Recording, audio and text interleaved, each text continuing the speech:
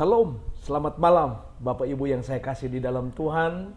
Berjumpa lagi dengan saya dalam acara Pendidikan Politik dan Religius. Akhir-akhir ini ada sebuah informasi penting yang mungkin harus kita ketahui. Di dalam kekristenan tentunya yang paling dipertahankan yaitu iman Kristen. Nah, ada sebuah ajaran yang muncul yang disampaikan semuanya itu dari ayat-ayat firman Tuhan. Namun ayat firman Tuhan itu sengaja dipoles yang terlihatnya benar, tetapi pengajarannya sebenarnya lagi mengarah kepada kesesatan atau disebut dengan bidat. Nah, salah satu ayat firman Tuhan yang dikutip yaitu di dalam Roma 3 ayat 24 yang bunyinya begini. Dan oleh kasih karunia telah dibenarkan dengan cuma-cuma karena penebusan dalam Kristus Yesus. Nah, Bapak Ibu, nats ini atau bagian ini dikutip oleh sekelompok orang bahwa mereka berkata bahwa Yesus sudah mengorbankan dirinya di kayu salib. Berarti anugerah keselamatan yang sudah didapatkan itu semuanya itu sudah final. Artinya tidak perlu lagi kita berjuang, tidak perlu lagi kita mau melakukan kebenaran-kebenaran firman Tuhan. Kenapa? Karena Yesus sudah mengorbankan dirinya di kayu salib dan dosa-dosanya sudah dibereskan. Nah, ini sebuah hal yang keliru. Sementara di bagian lain berkata bahwa di dalam Filipi berkata bahwa kerjakanlah keselamatan itu dengan penuh takut dan gentar. Nah, ini sebuah pernyataan bahwa menunjukkan bahwa setiap orang Kristen punya tanggung jawab. Harus bertanggung jawab dengan perbuatan-perbuatan kita yang ada di dalam dunia ini. Jadi intinya tidak ada ajaran yang mengatakan ketika Yesus sudah berkorban, sudah mati di kayu salib, berarti kita juga sudah selesai semua, sudah final. Tidak perlu lagi berjuang, tidak perlu lagi mengaku dosa, tidak perlu lagi doa Bapa kami, tidak perlu lagi ada perjuangan untuk memperjuangkan, untuk memperoleh mahkota.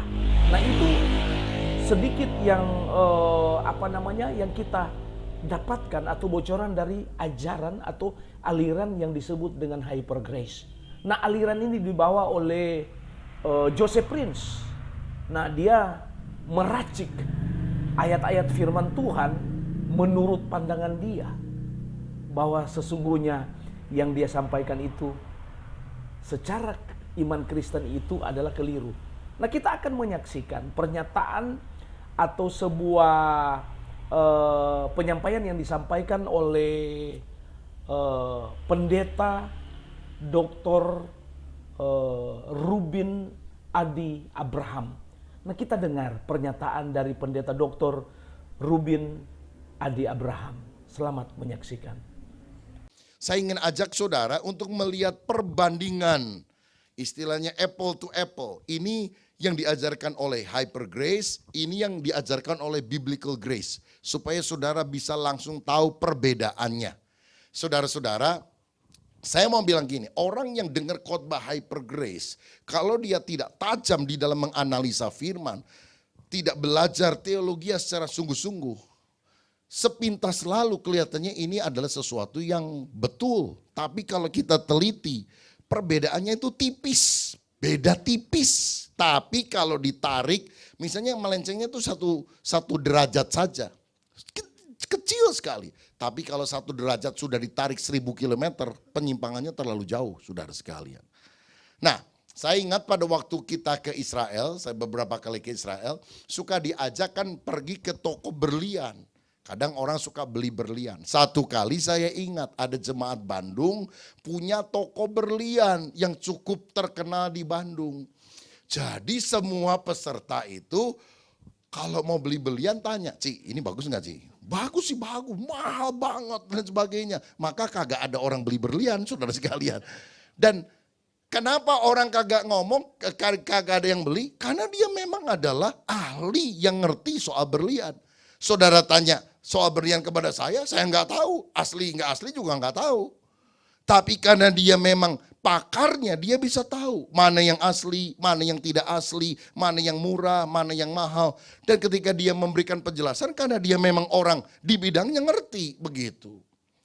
Nah, jadi kita juga harus lihat ini pengajaran dari kacamata firman. Sebab kalau tidak, bagus kok ajarannya, dia nggak ngajar begitu. Dan akhirnya kita ribut gara-gara kita tidak menganalisa secara tajam berdasarkan firman Tuhan.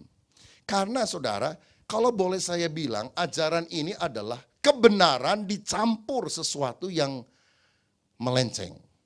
Misalnya kalau kita punya mobil, kita mau beli premium bensin.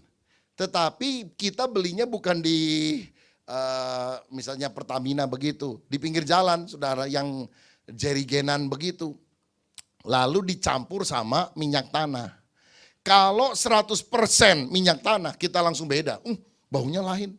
Tapi kalau dia pakai 90% bensin dicampur 10% minyak tanah, kita tahu nggak?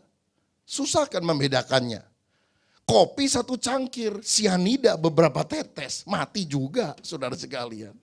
Nah ini yang kita harus waspadai. Oke, sekarang kita lihat akan perhatikan beberapa inti pengajaran hyper grace. Ada yang menyebut sebagai radical grace, ada yang menyebut dengan istilah pure grace, macam-macam lah istilahnya. Yang penting bukan istilah apa yang dipakai, tapi apa inti pengajarannya dibandingkan dengan biblical grace.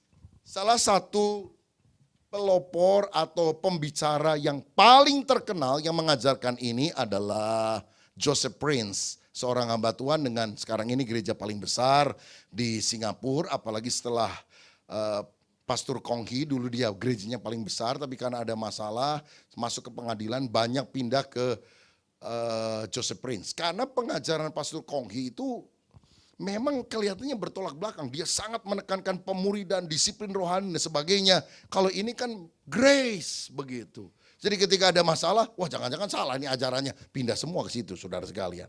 Nah, dan di satu sisi Pastor Joseph Prince ini adalah seorang pembicara dari Asia yang sekarang ini terkenal sekali di Amerika, di Eropa, di Australia dan sebagainya.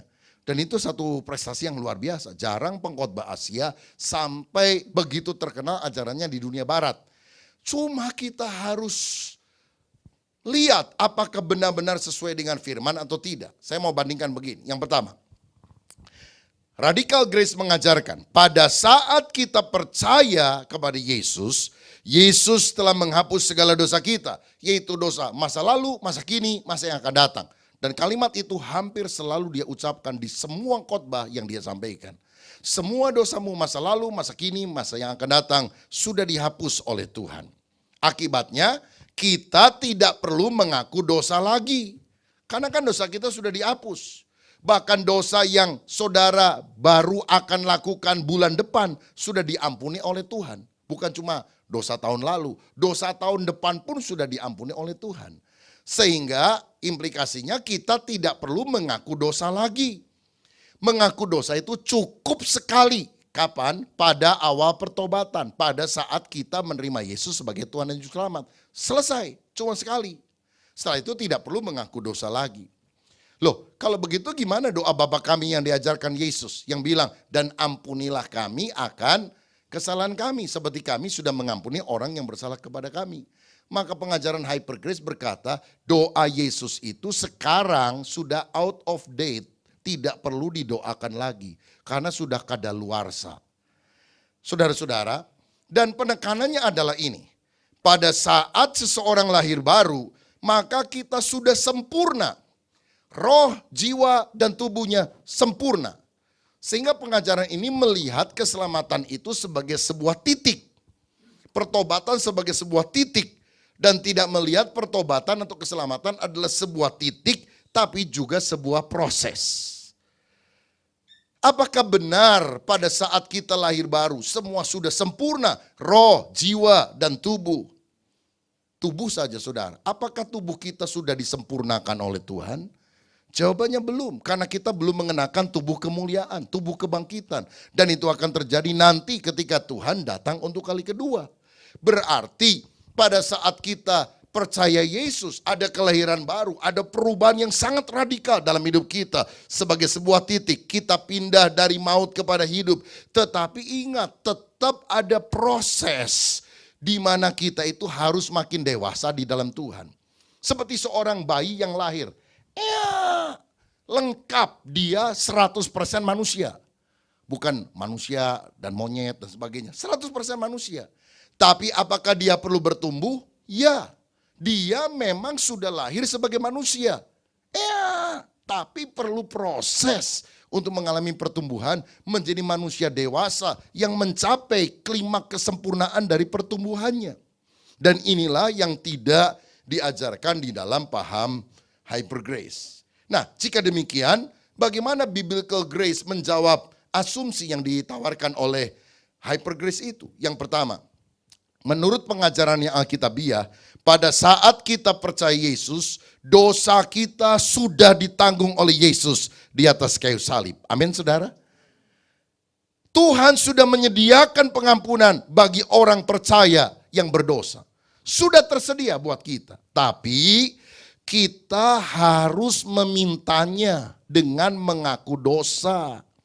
Jika kita mengaku dosa, Allah setia dan adil, Dia akan menyucikan kita dari segala kejahatan.